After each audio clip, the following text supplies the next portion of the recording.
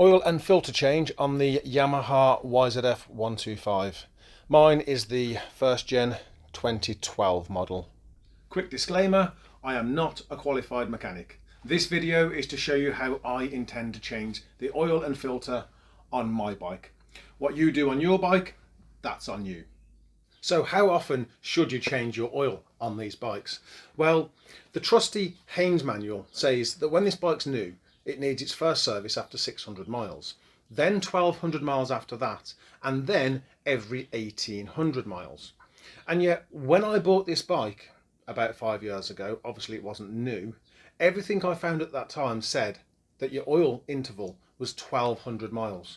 So I've always changed my oil at 1200 miles, and at the moment he's done 1248 miles, so he's just ticked over the 1200 mile interval that I've been working to. Oil filters then. I am of the old school where when you change the oil you change the filter, but Yamaha specify that the oil filter only needs changing every other service. So last time I did the oil I didn't change the filter, so this time I will. So the filter, at least on my service interval, is 2400 miles, and it's due this time around. As for how much oil you need, the book will say that you need just under a litre if you're not changing the filter, and it will say that you need a litre if you are changing the filter. From my experience, several times with this bike, I've always needed a little bit more than a litre, so just bear that in mind. If you're going to go and buy a service kit, and it comes with a litre of oil, you may need a little bit more than that. So before you change your oil, you're going to want to make sure that the engine is warm, which is just another excuse to go for a ride, really, isn't it? Now, anytime you want to do something to this bike, you have to remove pieces of the fairing. It's just part of owning a sports bike. And you're going to want to remove 1, 2, 3 pieces of fairing. So your boomerang then, that's held on with 2 bolts and 1 screw. Next up is this lower piece, that's held on with 4 bolts, and then you want to remove this middle panel, which is held on with a combination of 2 bolts on the side, a fixing on the front at the top, and another 2 fixings on the front underneath. And these 3 front ones are the ones that tend to get damaged, so they may be screws, bolts, plastic fixings, or a combination of the 3. So your sump is right under here. So get yourself a socket. Mine is a 19. Get yourself something to catch the oil with. Now Yamaha very kindly gave us a tool to help with oil changes. So if you're lucky, somewhere in here you will have one of those. And the idea of that tool is that it's meant to just sit on the exhaust there, if you've got a standard exhaust at least, and it helps drain the oil away from the exhaust and into whatever container you've got.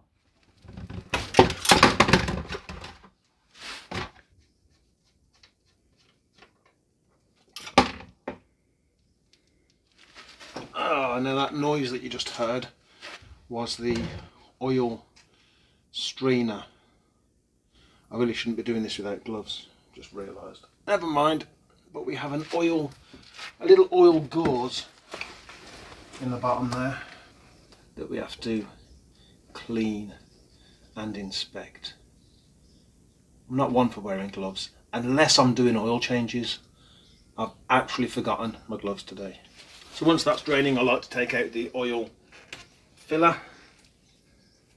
That will vent the crankcase, stop any vacuums from forming, and it'll remind you as well actually that you've got no oil in there. Next up, you want to remove your oil filter housing.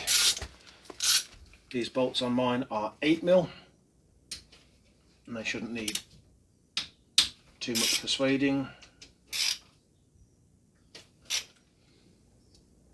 Yeah, here we go. Plenty more oil. And now, whilst the rest of that drains, surely that's lunchtime. Okay, so we've come back from lunch to discover that we've made a right mess of the garage floor. I don't know how that's happened. We had the chute in place, we had the bowl's not cracked, there's no holes in it, etc. But we still seem to have managed to make a right bloody mess. So I promptly set about tidying up, cleaning up, etc. I have skipped ahead slightly, so let me bring us back to where we need to be. So, O-rings. So this little one, this doesn't need replacing each service. It only needs replacing if it doesn't seal or if it gets damaged. So that one's actually staying put. The oil filter housing, this is where I've skipped on a little bit, unfortunately. Now I've replaced this. Let me just show you on the old oil filter. These can only be fitted one way around. So don't worry about getting that the wrong way around, because you can't. Now the O-ring for this does need replacing every time you change the oil filter. I've replaced this. The O-ring's a bit of a funny shape. Now it won't turn up looking that shape. It will be circular and you have to fit it into its groove, etc. And then you fit the cover on. And also make sure that you do torque down these bolts to the specified torque. Don't just whack them on there as tight as you can. Some people do. If you over tighten something that's using an O-ring to seal, you've actually more chance of damaging that O-ring and not getting a good seal. So torque that down to your specified torque. Now your other O-ring is this one. This is for your sump, but also I mentioned earlier this oil strainer here, which is basically a little gauze, and you want to inspect it. Make sure you haven't got any debris in there that would indicate internal engine wear, and make sure that you don't have any holes in it. That looked like a hole for a minute, but it's not. So make sure that's not damaged. Put it all back together. Ooh. And get it back in place.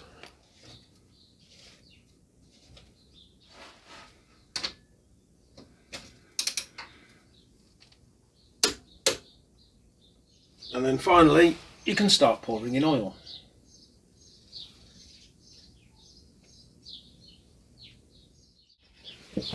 Right, that's the full litre.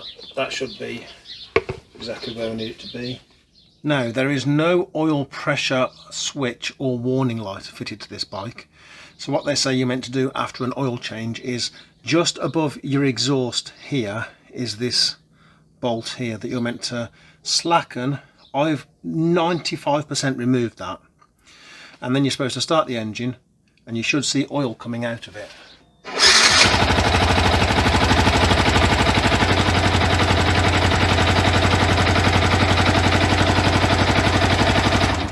There we go. That means that our oil is moving as it should do.